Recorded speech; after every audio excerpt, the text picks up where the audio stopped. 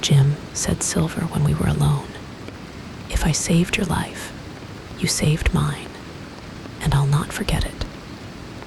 I seen the doctor waving you to run for it with the tail of my eye, I did, and I seen you say no, as plain as hearing. Jim, that's one to you.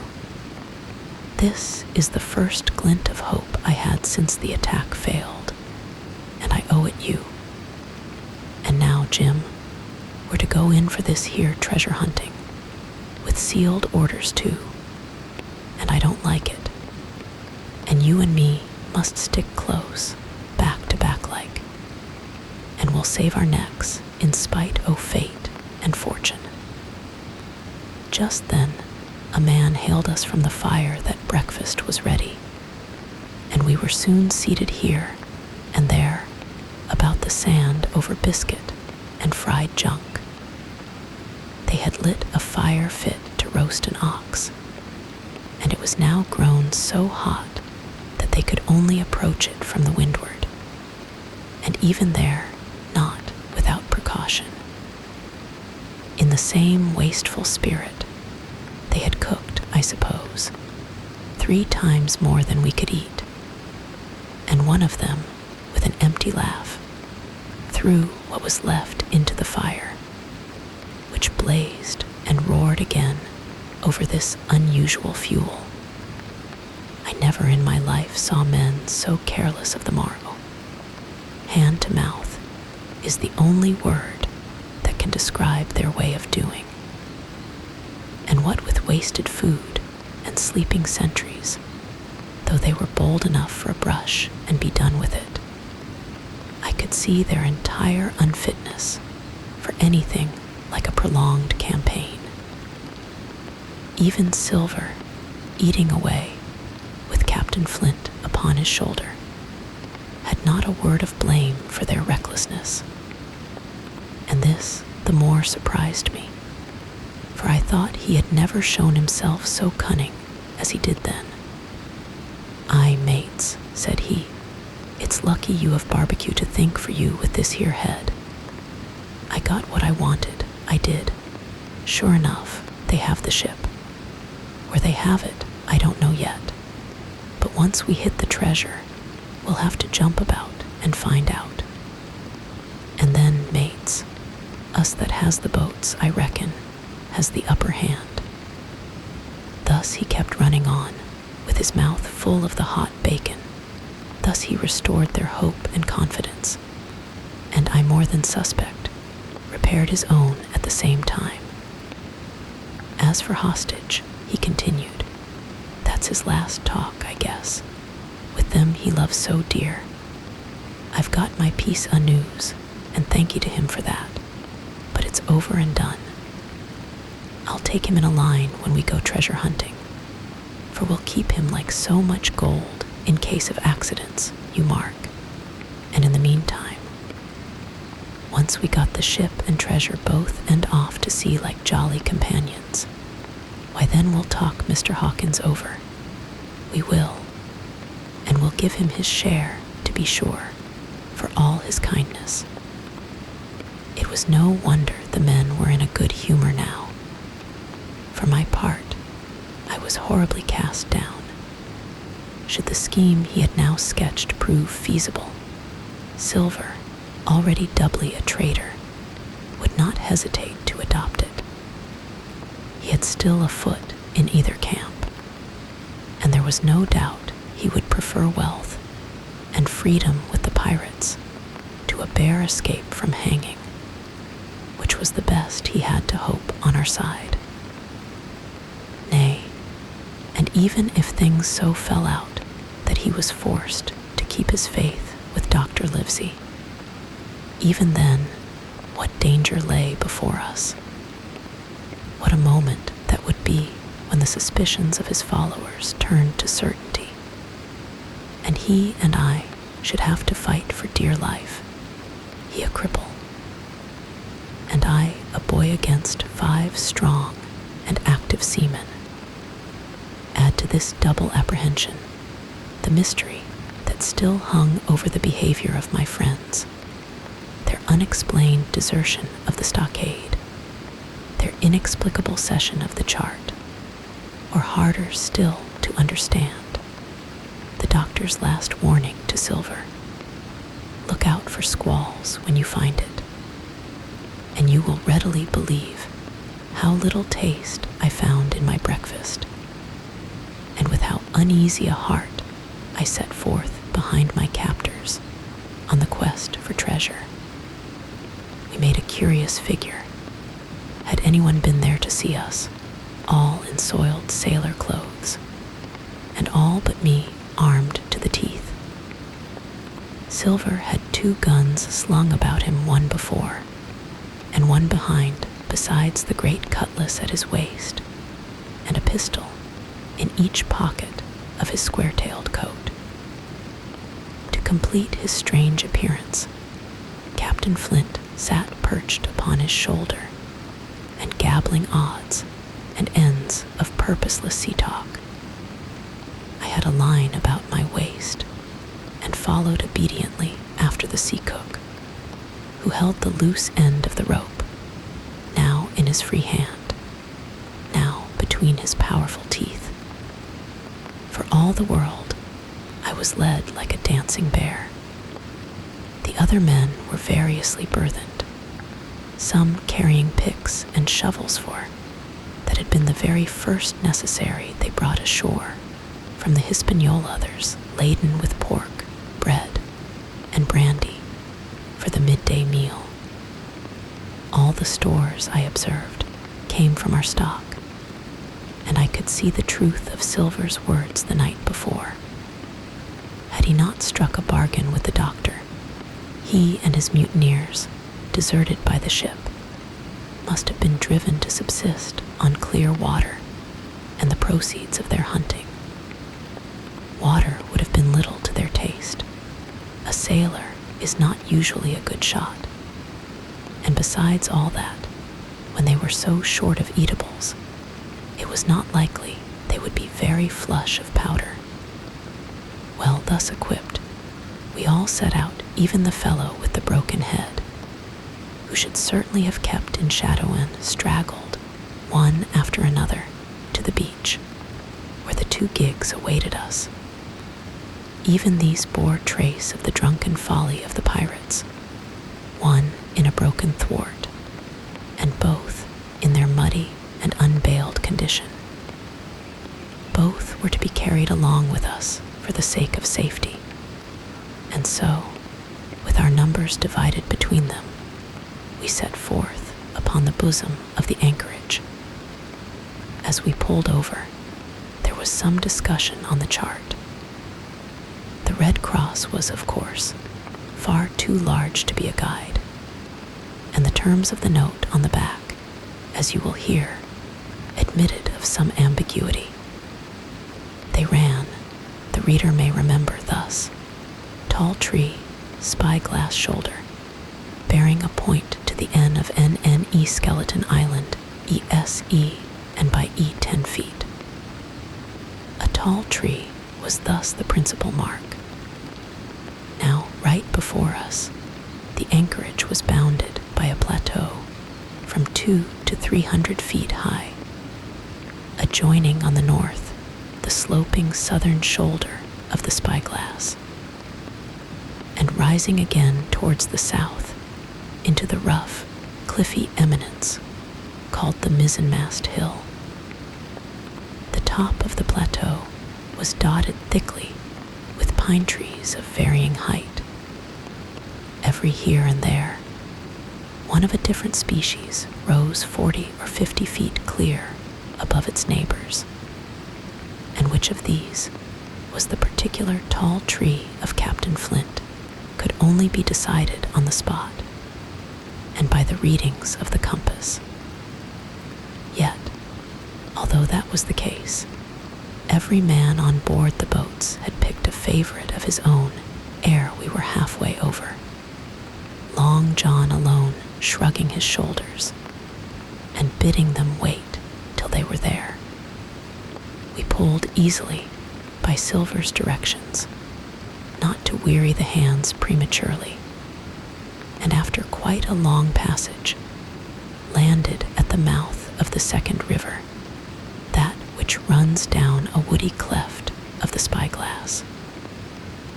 Thence, bending to our left, we began to ascend the slope towards the plateau.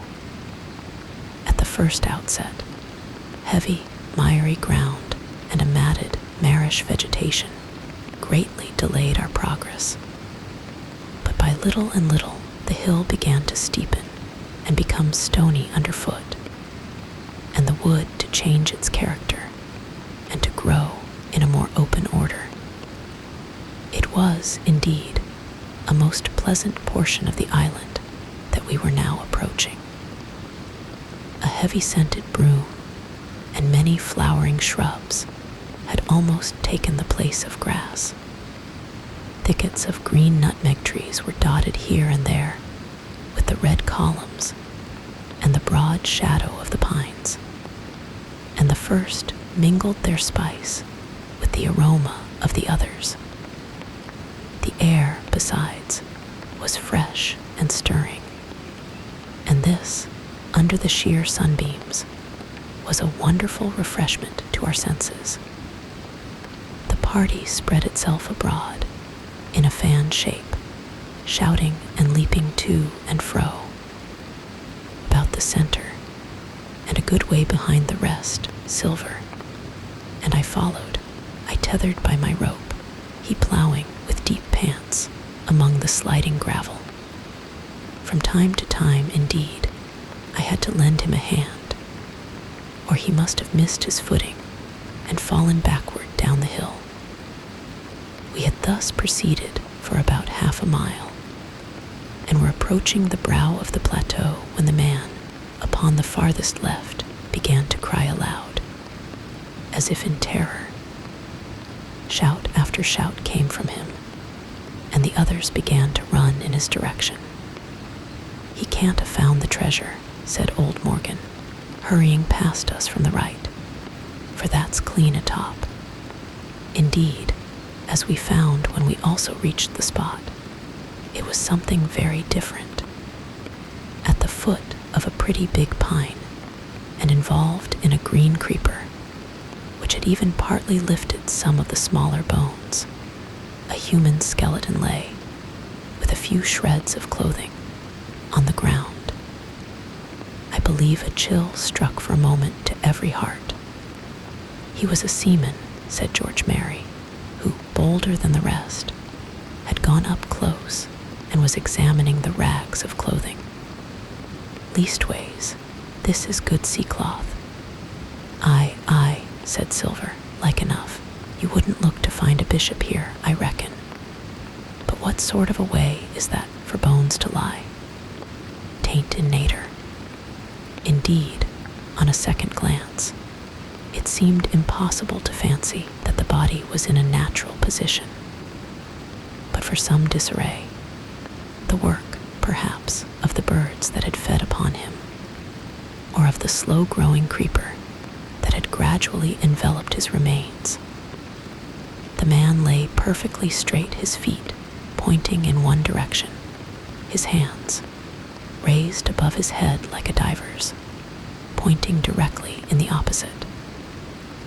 "I've taken a notion into my old numbskull," observed Silver. "Here's the compass. There's the tip-top peant o' Skeleton Island, stickin' out like a tooth. Just take a bearing, will you, along the line of them bones." It was done. The body pointed straight in the direction of the island, and the compass read duly ESE, and by E, "I thought so," cried the cook. "This here is a P-inter. Right up there is our line for the Pole Star and the Jolly Dollars. But by thunder, if it don't make me cold inside to think of Flint.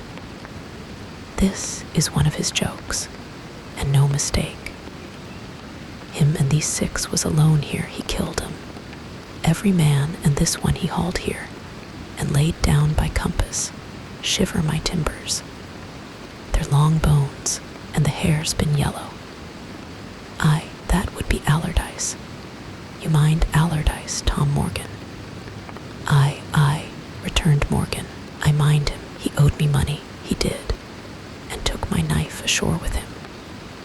"Speaking of knives," said another, "why don't we find Hisson lying round?" Flint warned the man to pick a seaman's pocket, and the birds, I guess, would leave it be. "By the powers, and that's true," cried Silver. "There ain't a thing left here," said Mary, still feeling round among the bones, "not a copper doit nor a baccy box. It don't look natural to me."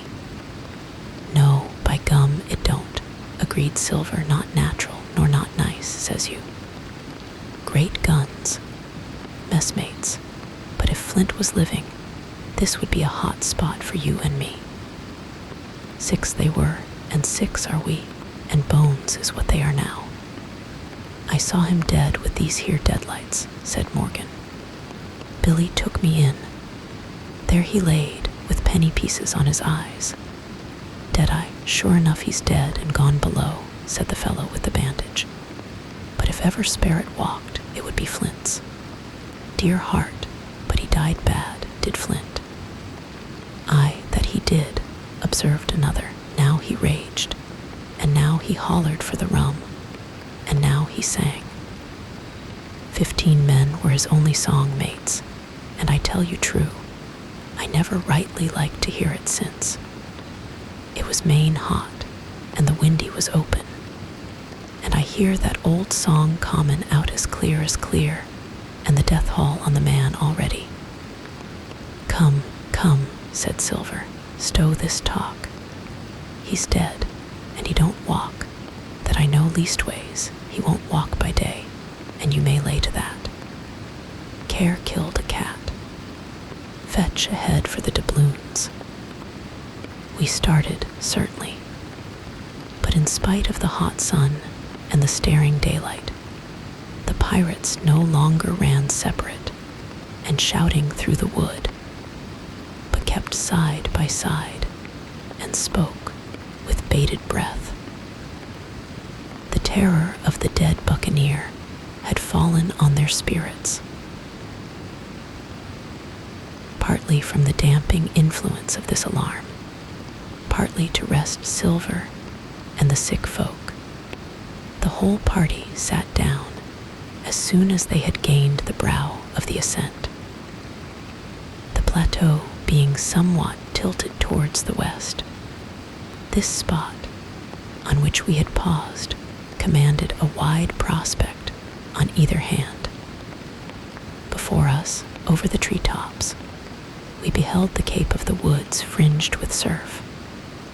Behind, we not only looked down upon the anchorage and Skeleton Island, but saw clear across the spit and the eastern lowlands, a great field of open sea upon the east.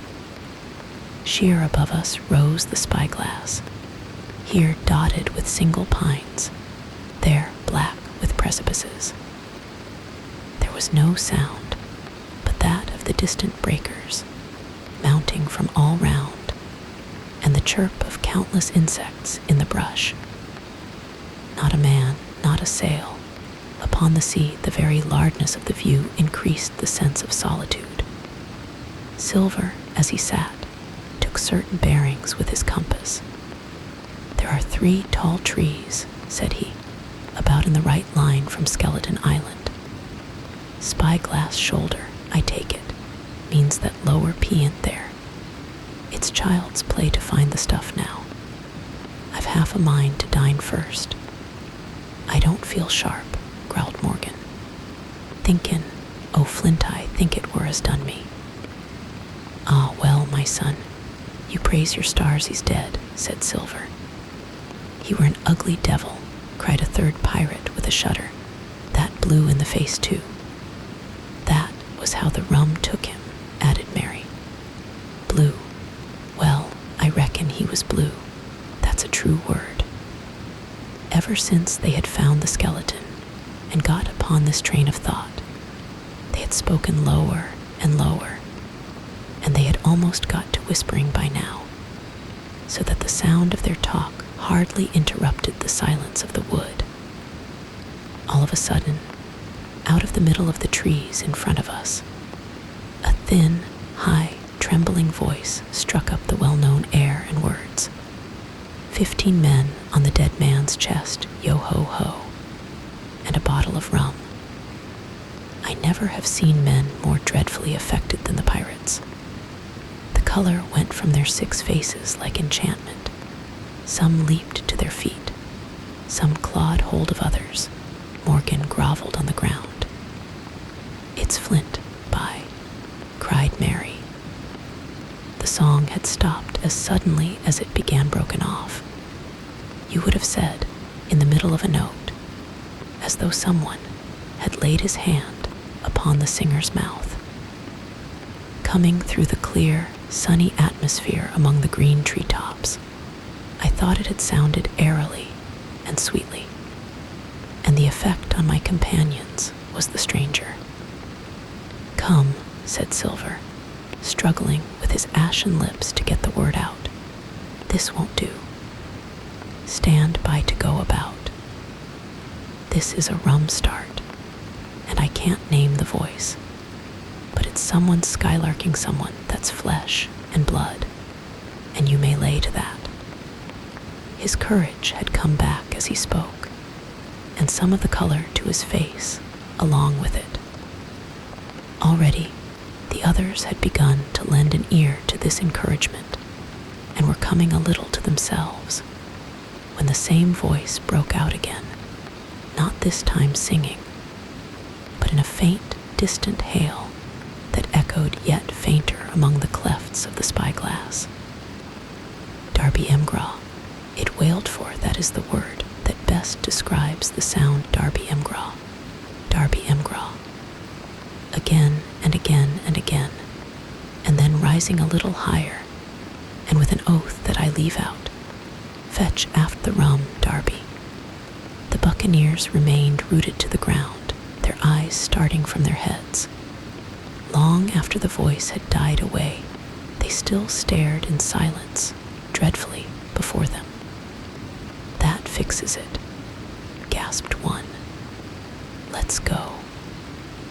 They was his last words, moaned Morgan, his last words above board. Dick had his Bible out and was praying volubly. He had been well brought up, had Dick, before he came to sea and fell among bad companions. Still, Silver was unconquered. I could hear his teeth rattle in his head, but he had not yet surrendered. "Nobody in this here island ever heard of Darby," he muttered. "Not one but us that's here." And then, making a great effort, "Shipmates," he cried, "I'm here to get that stuff, and I'll not be beat by man or devil. I never was feared of Flint in his life, and by the powers, I'll face him dead. There's 700,000 pound not a quarter of a mile from here. When did ever a gentleman of fortune show his stern to that much dollars for a boozy old seaman with a blue mug, and him dead too?" But there was no sign of reawakening courage in his followers, rather indeed of growing terror at the irreverence of his words. "Belay there, John," said Mary. "Don't you cross a sperrit." And the rest were all too terrified to reply. They would have run away severally had they dared, but fear kept them together, and kept them close by John, as if his daring helped them. He, on his part, had pretty well fought his weakness down. "Sperrit, well, maybe," he said. "But there's one thing not clear to me. There was an echo. Now, no man ever seen a sperrit with a shadow. Well then, what's he doing with an echo to him, I should like to know. That ain't in nater, surely." This argument seemed weak enough to me, but you can never tell what will affect the superstitious, and to my wonder, George Mary was greatly relieved. "Well, that's so," he said. "You've a head upon your shoulders, John, and no mistake. 'Bout ship, mates. This here crew is on a wrong tack, I do believe. And come to think on it, it was like Flint's voice, I grant you. But but not just so clear away like it after all. It was like her, somebody else's voice now. It was like her. By the powers, Ben Gunn, roared Silver. Aye, and so it were, cried Morgan, springing on his knees. Ben Gunn it were. It don't make much odds, do it now? Asked Dick. Ben Gunn's not here in the body, any mourn Flint. But the older hands greeted this remark with scorn. Why, nobody minds Ben Gunn, cried Mary, dead or alive. Nobody minds him. It was extraordinary how their spirits had returned, and how the natural color had revived in their faces. Soon they were chatting together, with intervals of listening, and not long after, hearing no further sound, they shouldered the tools and set forth again, Mary walking first with Silver's compass to keep them on the right line with Skeleton Island. He had said the truth. Dead or alive, nobody minded Ben Gunn. Dick alone still held his Bible and looked around him as he went, with fearful glances, but he found no sympathy, and Silver even joked him on his precautions. I told you, said he, I told you had espialed your Bible. If it ain't no good to swear by, what do you suppose a spirit would give for it? Not that. And he snapped his big fingers, halting a moment on his crutch. But Dick was not to be comforted. Indeed, it was soon plain to me that the lad was falling sick, hastened by heat, exhaustion, and the shock of his alarm. The fever predicted by Dr. Livesey was evidently growing swiftly higher. It was fine open walking here. Upon the summit, our way lay a little downhill, for, as I have said, the plateau tilted towards the west. The pines, great and small, grew wide apart, and even between the clumps of nutmeg and azalea, wide open spaces baked in the hot sunshine.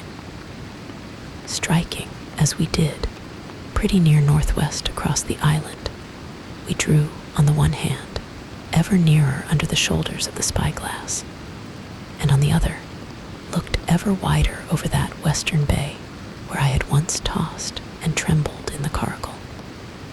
The first of the tall trees was reached, and by the bearings proved the wrong one. So with the second.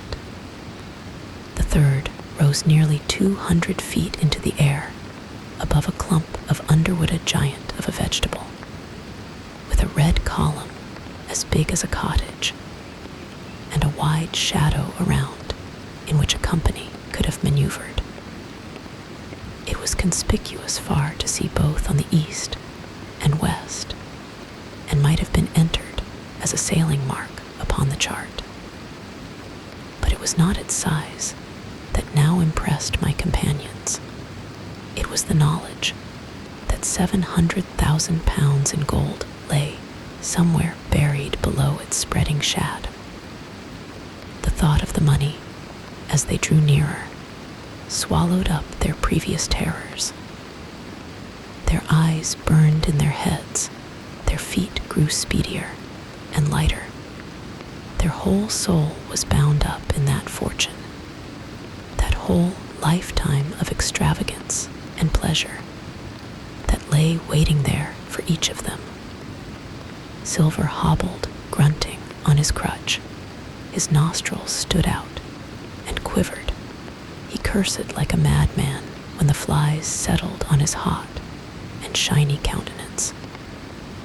He plucked furiously at the line that held me to him, and from time to time turned his eyes upon me with a deadly look.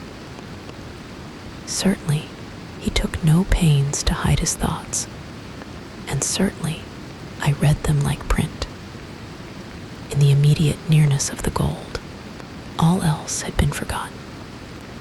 His promise and the doctor's warning were both things of the past, and I could not doubt that he hoped to seize upon the treasure, find and board the Hispaniola, under cover of night, cut every honest throat about that island, and sail away as he had at first intended, laden with crimes and riches. Shaken as I was with these alarms, it was hard for me to keep up with the rapid pace of the treasure hunters. Now and again I stumbled, and it was then that Silver plucked so roughly at the rope and launched at me his murderous glances. Dick, who had dropped behind us and now brought up the rear, was babbling to himself both prayers and curses as his fever kept rising. This also added to my wretchedness, and to crown all, I was haunted by the thought of the tragedy that had once been acted on that plateau, when that ungodly buccaneer with the blue face, he who died at Savannah, singing and shouting for drink had there, with his own hand, cut down his 6 accomplices. This grove that was now so peaceful must then have rung with cries, I thought, and even with the thought, I could believe I heard it ringing still. We were now at the margin of the thicket. Huzzah, mates, all together, shouted Mary, and the foremost broke into a run. And suddenly, not 10 yards further, we beheld them stop. A low cry arose. Silver doubled his pace, digging away with the foot of his crutch like one possessed, and next moment he and I had come also to a dead halt. Before us was a great excavation, not very recent, for the sides had fallen in and grass had sprouted on the bottom. In this were the shaft of a pick broken in 2, and the boards of several packing cases strewn around. On one of these boards I saw, branded with a hot iron, the name Walrus, the name of Flint's ship. All was clear to probation. The cash had been found and rifled. The 700,000 pounds were gone. There never was such an overturn in this world. Each of these 6 men was as though he had been struck. But with Silver, the blow passed almost instantly. Every thought of his soul had been set full stretch, like a racer, on that money. Well, he was brought up in a single second, dead, and he kept his head, found his temper, and changed his plan before the others had had time to realize the disappointment. "Jim," he whispered, "take that, and stand by for trouble." And he passed me a double-barreled pistol. At the same time, he began quietly moving northward, and in a few steps had put the hollow between us 2 and the other 5. Then he looked at me and nodded, as much as to say, "Here is a narrow corner," as indeed I thought it was. His looks were not quite friendly, and I was so revolted at these constant changes that I could not forbear whispering, "So you've changed sides again." There was no time left for him to answer in. The buccaneers, with oaths and cries, began to leap, one after another, into the pit, and to dig with their fingers, throwing the boards aside as they did so. Morgan found a piece of gold. He held it up with a perfect spout of oaths. It was a 2-guinea piece, and it went from hand to hand among them for a quarter of a minute. 2 guineas, roared Mary, shaking it at Silver. "That's your 700,000 pounds, is it? You're the man for bargains, ain't you? You're him that never bungled nothing, you wooden-headed lubber." "Dig away, boys," said Silver with the coolest insolence. "You'll find some pig nuts, and I shouldn't wonder." "Pig nuts," repeated Mary in a scream. "Mates, do you hear that? I tell you now, that man there knew it all along. Look in the face of him, and you'll you'll see it wrote there. "Ah, Mary," remarked Silver, standing for Cap'n again. "You're a pushing lad, to be sure." But this time everyone was entirely in Mary's favor. They began to scramble out of the excavation, darting furious glances behind them. One thing I observed, which looked well for us. They all got out upon the opposite side from Silver. Well, there we stood, 2 on one side, 5 on the other, the pit between us, and nobody screwed up high enough to offer the first blow.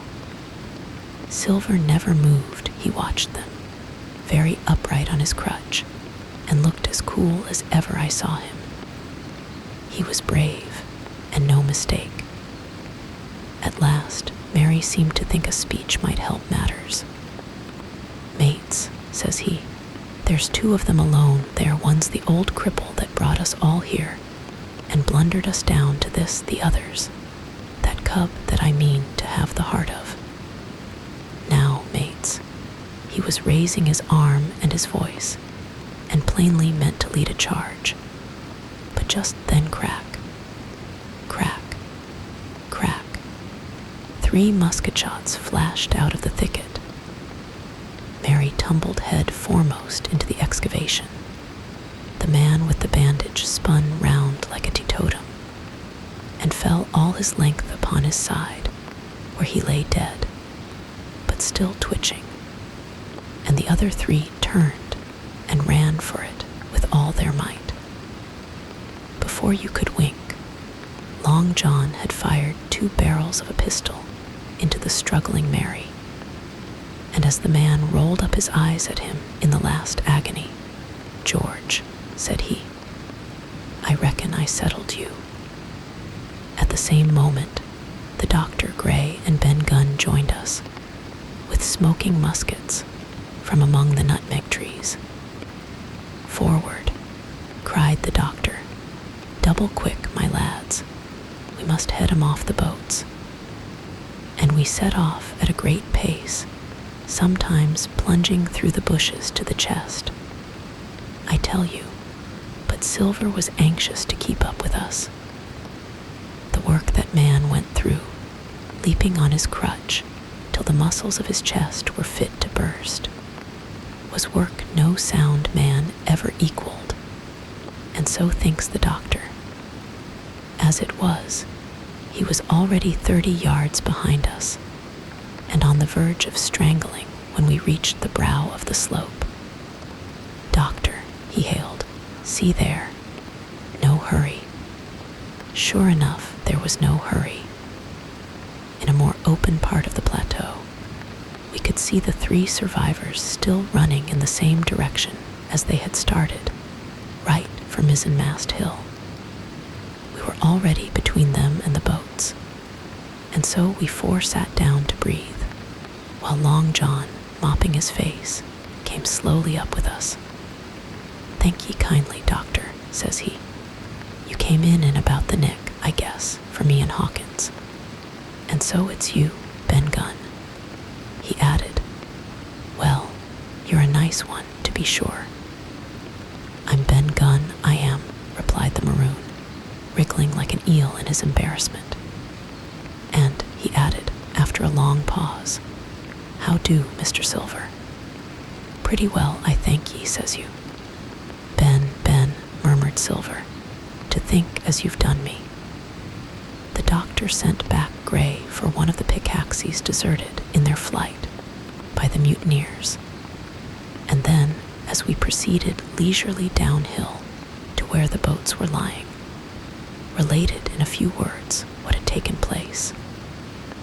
It was a story that profoundly interested Silver, and Ben Gunn, the half-idiot maroon, was the hero from beginning to end. Ben, in his long, lonely wanderings about the island, had found the skeleton. It was he that had rifled it. He had found the treasure. He had dug it up. It was the haft of his pickaxe that lay broken in the excavation. He had carried it on his back in many weary journeys from the foot of the tall pine to a cave he had on the two-pointed hill at the northeast angle of the island. And there it had lain stored in safety since 2 months before the arrival of the Hispaniola, when the doctor had wormed this secret from him on the afternoon of the attack. And when next morning he saw the anchorage deserted, he had gone to Silver, given him the chart, which was now useless, given him the stores.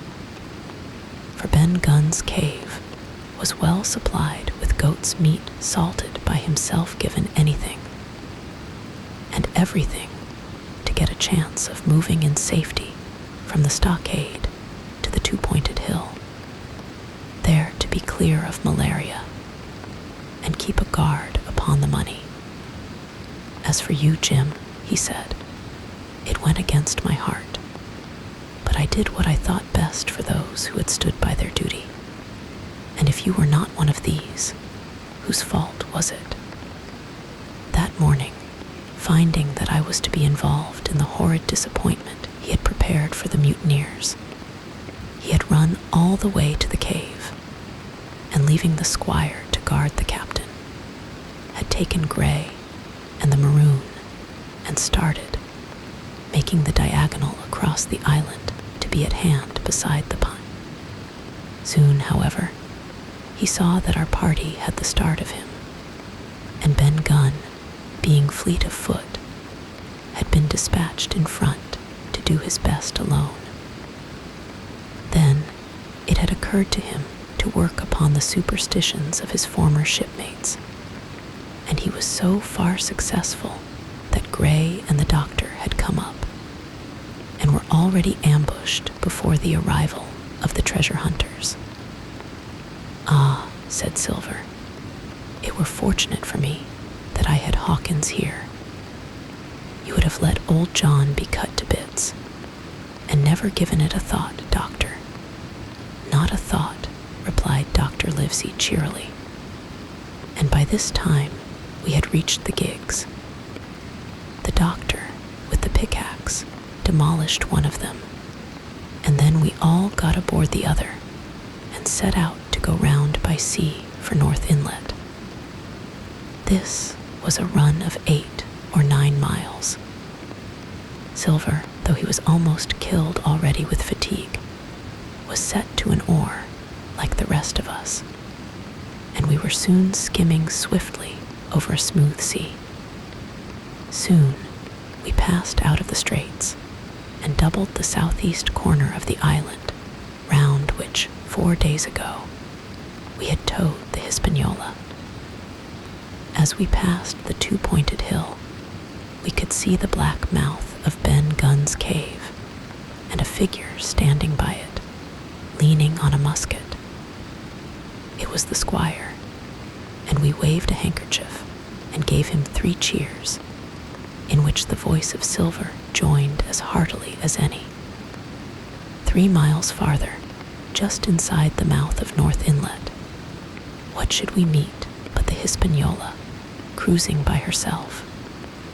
The last flood had lifted her, and had there been much wind or a strong tide current, as in the southern anchorage, we should never have found her more, or found her stranded beyond help. As it was, there was little amiss beyond the wreck of the mainsail. Another anchor was got ready and dropped in 1.5 fathoms of water. We all pulled round again to Rum Cove, the nearest point for Ben Gunn's treasure house, and then Gray, single-handed, returned with the gig to the Hispaniola, where he was to pass the night on guard. A gentle slope ran up from the beach to the entrance of the cave. At the top, the squire met us. To me, he was cordial and kind, saying nothing of my escapade either in the way of blame or praise. At Silver's polite salute, he somewhat flushed. John Silver, he said, you're a prodigious villain, and impostor a monstrous impostor, sir. I am told I am not to prosecute you. Well then, I will not. But the dead men, sir, hang about your neck like millstones. Thank you kindly, sir, replied Long John, again saluting. I dare you to thank me, cried the squire. It is a gross dereliction of my duty. Stand back. And thereupon we all entered the cave. It was a large, airy place, with a little spring and a pool of clear water, overhung with ferns. The floor was sand. Before a big fire lay Captain Smollett, and in a far corner, only duskily flickered over by the blaze, I beheld great heaps of coin and quadrilaterals built of bars of gold. That was Flint's treasure that we had come so far to seek, and that had cost already the lives of 17 men from the Hispaniola. How many it had cost in the amassing, what blood and sorrow, what good ships scuttled on the deep, what brave men walking the plank blindfold, what shot of cannon, what shame and lies and cruelty, perhaps no man alive could tell. Yet there were still 3 upon that island silver, and old Morgan and Ben Gunn, who had each taken his share in these crimes, as each had hoped in vain to share in the reward. Come in, Jim, said the captain. You're a good boy in your line, Jim, but I don't think you and me'll go to sea again. You're too much of the born favorite for me. Is that you, John Silver? What brings you here, man? Come back to my duty, sir, returned Silver. Ah, said the captain, and that was all he said. What a supper I had of it that night, with all my friends around me, and what a meal it was, with Ben Gunn's salted goat and some delicacies, and a bottle of old wine from the Hispaniola. Never, I am sure, were people gayer or happier. And there was Silver, sitting back almost out of the firelight, but eating heartily, prompt to spring forward when anything was wanted, even joining quietly in our laughter, the same bland, polite, obsequious seaman of the voyage out. The next morning we fell early to work, for the transportation of this great mass of gold near a mile by land to the beach, and thence 3 miles by boat to the Hispaniola, was a considerable task for so small a number of workmen. The 3 fellows still abroad upon the island did not greatly trouble us. A single sentry on the shoulder of the hill was sufficient to ensure us against any sudden onslaught, and we thought, besides, they had had more than enough of fighting.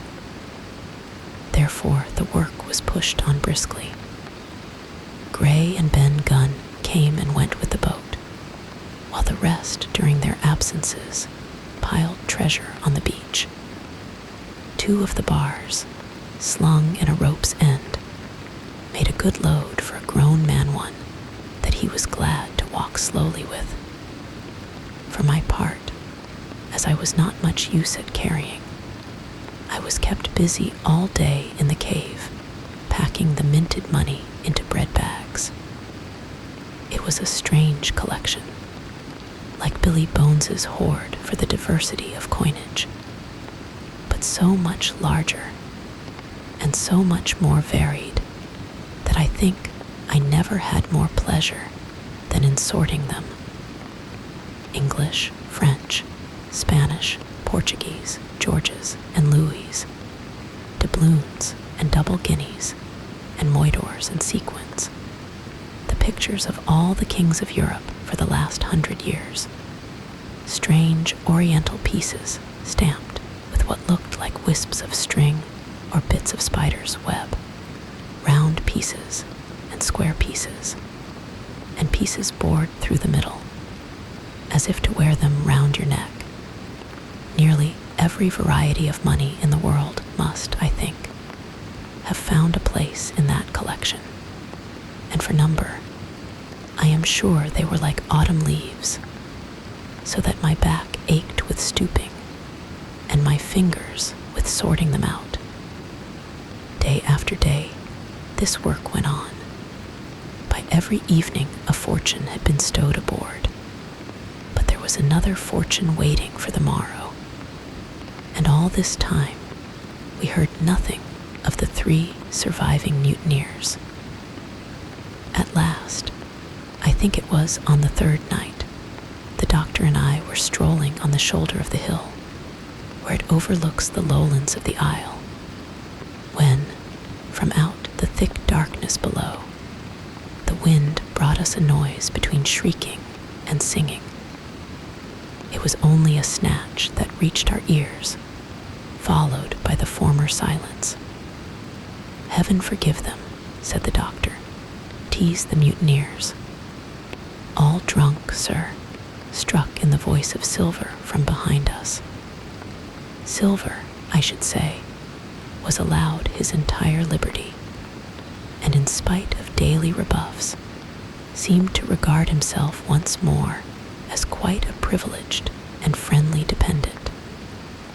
Indeed, it was remarkable how well he bore these slights, and with what unwearying politeness he kept on trying to ingratiate himself with all. Yet, I think, none treated him better than a dog, unless it was Ben Gunn, who was still terribly afraid of his old quartermaster, or myself, who had really something to thank him for. Although for that matter, I suppose, I had reason to think even worse of him than anybody else, for I had seen him meditating a fresh treachery upon the plateau. Accordingly, it was pretty gruffly that the doctor answered him. "Drunk or raving," said he. "Right you were, sir," replied Silver, "and precious little odds which, to you and me. I suppose you would hardly ask me to call you a humane man," returned the doctor with a sneer, "and so my feelings may surprise you, Master Silver. But if I were sure they were raving, as I am morally certain one, at least, of them is down with fever, I should leave this camp, and at whatever risk to my own carcass, take them the assistance of my skill." "Ask your pardon, sir. You would be very wrong," quoth Silver. "You would lose your precious life, and you may lay to that. I'm on your side now, hand and glove, and I shouldn't wish for to see the party weakened, let alone yourself, seeing as I know what I owes you. But these men down there, they couldn't keep their word no, not supposing they wished to, and what's more, they couldn't believe as you could." "No," said the doctor, "you're the man to keep your word, we know that." Well, that was about the last news we had of the 3 pirates. Only once we heard a gunshot a great way off, and supposed them to be hunting.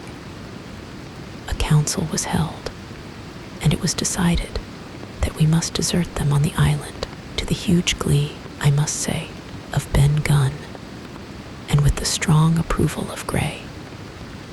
We left a good stock of powder and shot, the bulk of the salt goat, a few medicines, and some other necessaries, tools, clothing, a spare sail, a fathom or 2 of rope, and by the particular desire of the doctor, a handsome present of tobacco. That was about our last doing on the island. Before that, we had got the treasure stowed, and had shipped enough water and the remainder of the goat meat in case of any distress. And at last, one fine morning, we weighed anchor, which was about all that we could manage, and stood out of North Inlet, the same colors flying that the captain had flown and fought under at the palisade. The 3 fellows must have been watching us closer than we thought for, as we soon had proved. For coming through the Narrows, we had to lie very near the southern point, and there we saw all three of them kneeling together on a spit of sand, with their arms raised in supplication. It went to all our hearts, I think, to leave them in that wretched state, but we could not risk another mutiny, and to take them home for the gibbet would have been a cruel sort of kindness. The doctor hailed them and told them of the stores we had left and where they were to find them, but they continued to call us by name and appeal to us, for God's sake, to be merciful and not leave them to die in such a place. At last, seeing the ship still bore on her course and was now swiftly drawing out of earshot, one of them, I know not which it was, leapt to his feet with a hoarse cry, whipped his musket to his shoulder, and sent a shot whistling over Silver's head and through the mainsail. After that, we kept under cover of the bulwarks, and when next I looked out, they had disappeared from the spit, and the spit itself had almost melted out of sight in the growing distance. That was, at least, the end of that, and before noon, to my inexpressible joy, the highest rock of Treasure Island had sunk into the blue round of sea. We were so short of men that everyone on board had to bear a hand only, the captain lying on a mattress in the stern and giving his orders, for though greatly recovered, he was still in want of quiet. We laid her head for the nearest port in Spanish America, for we could not risk the voyage home without fresh hands, and as it was, what with baffling winds and a couple of fresh gales, we were all worn out before we reached it.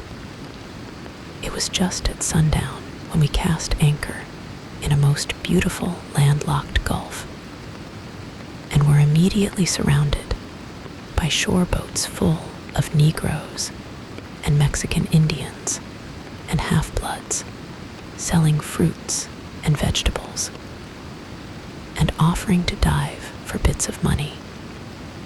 The sight of so many good-humored faces, especially the blacks, the taste of the tropical fruits, and above all the lights that began to shine in the town, made a most charming contrast to our dark and bloody sojourn on the island.